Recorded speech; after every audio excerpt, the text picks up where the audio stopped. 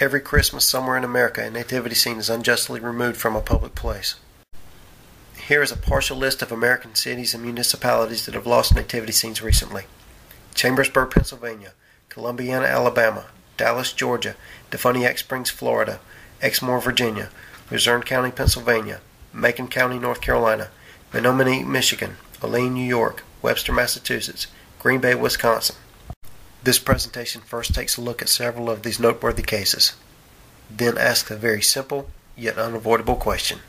In 1989, the Supreme Court ruled that a large creche adorning the grand staircase to the Allegheny County Capitol in downtown Pittsburgh, Pennsylvania must be removed. The court said the display had the principal or primary effect of advancing religion. In addition, the Pittsburgh creche also contained an angel bearing a banner proclaiming Gloria in excelsis Deo, which means glory to God in the highest. According to the court, the words of the angel in the display were said to endorse a patently Christian message.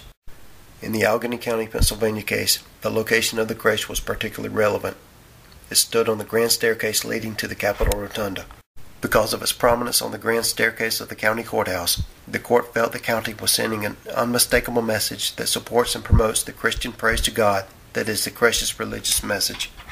On December 20, 2007, Americans United for Separation of Church and State sent a letter to the Green Bay, Wisconsin City Council concerning the council's nativity display above the entrance to City Hall. Americans United claimed the display was patently unconstitutional for two reasons. Number one, a lone religious display could not transform the nativity scene's message into a secular one. And two, City Hall itself was a symbol of government, and the display of the nativity scene at that location brings together church and state in a manner that unmistakably suggests that alliance. The AU letter raises a very important question. What is the religious message of the creche? Simply put, the creche is a depiction of the moment in time wherein God became man, the birth of Jesus Christ.